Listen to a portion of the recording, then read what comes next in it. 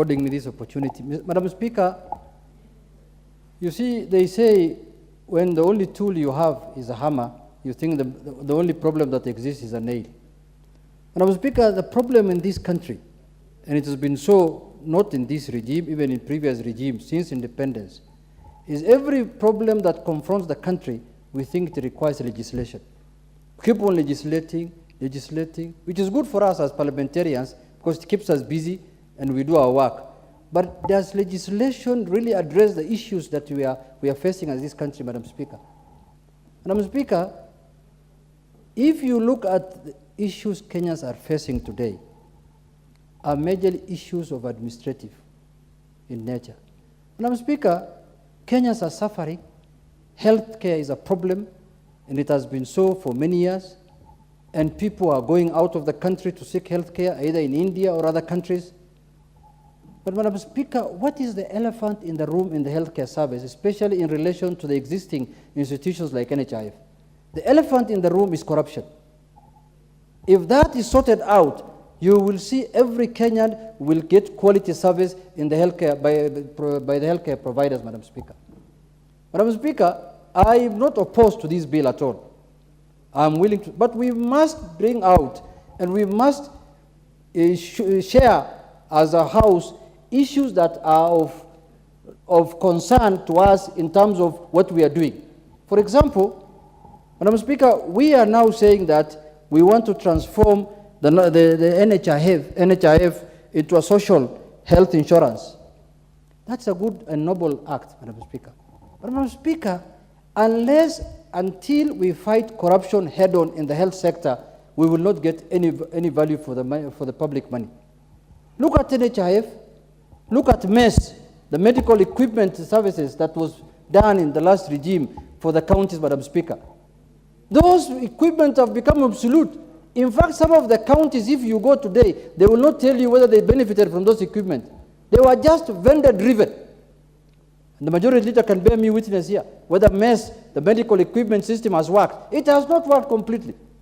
So the main problem here in this bill, the first clause should be corruption is punishable by death in the health sector. If there was a clause like that, then you will see healthcare providers doing the right thing.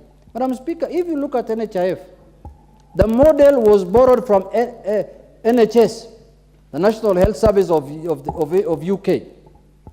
When you go there, they still have teething problems. They still have problems with their system, but corruption is not one of them.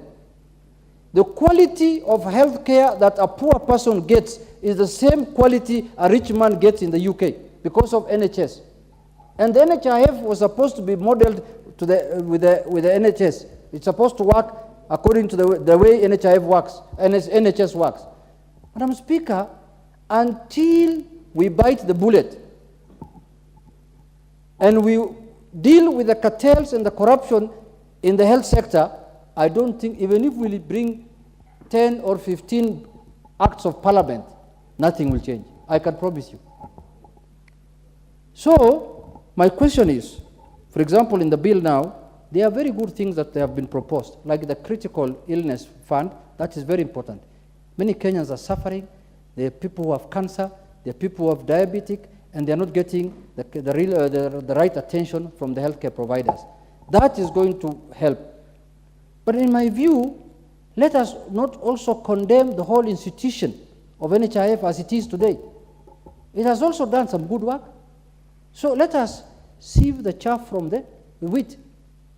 In this bill, I expected a transition clause that says that the people who are working on NHIF are deemed to have, when the new institution is created, they are no longer in service, but they should be given priority in accordance with their qualification and competence. Instead of employing people from outside, 6,000 people, 10,000 people, where are you taking these 10,000 people? They're also Kenyans. Some of them are competent people, they are diligent people, they have worked very well, they have served the institution, they have served the country. We should have a transition clause that says priority will be given to those people who are working at NHIF, who have good track record, people who have done good job, and people who have dignity, they have no corruption cases. Everyone's file is there. The file can be perused. The other thing I don't agree with this bill, Madam Speaker, is it is proposing that the new institution will outsource claim management to 5 or so private companies. Then what's the work of this institution? If they cannot process claim, because NHIF, their biggest predicament, their biggest problem in the form of corruption was claim processing. Because hospitals were getting money that they don't deserve. Now you want to outsource to CIC, to Britam, to these insurance companies. So what is the work of the board? What is the work of the NHIF? Not NHIF. What is the work of this new institution we are creating? Then why can't you let the NHIF do it? So those ambiguities must be addressed in this bill, Madam Speaker. If we are to achieve, nobody on the floor of this House can oppose any proposal to make the healthcare of the Kenyans better. All of us have duty, we are bound to support it, Madam Speaker, because you don't know when you'll become sick. You might be feeling well today, you might be the next victim. Only God knows how long will you be healthy. So we are duty bound to support any proposal that is ready to make Ichungwa, stop sending other members. If you have issues, just stand up and face me. Please, I'm here, but face me. Honorable Junet, you address people through the speaker. Your point of order, Honorable Muge. Thank you, Madam Speaker. Thank you, Madam Speaker. I am listening to the Honorable Junet, and it seems like, Madam Speaker, he has not read the committee report, because there's a bill, and there's the process that the bill has gone through in the committee, and the committee has made amendments on most of the issues that he's touching on, and the amendments are well stipulated in the report, Honorable Speaker. I want to encourage the Honorable Member to go through the report, and it's not only the Honorable Majority Leader here who has the monopoly of knowledge in raising points of order and whatnot. Every member has the capacity, and we should all be encouraged to read, Honorable Speaker. As you stand guided, it's the bill that's being debated.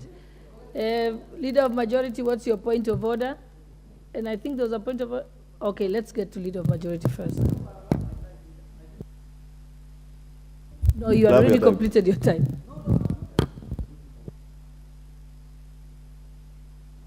Honorable Speaker, is actually the Honorable Junet who invited me by saying that I am tutoring the Honorable Cynthia Muge.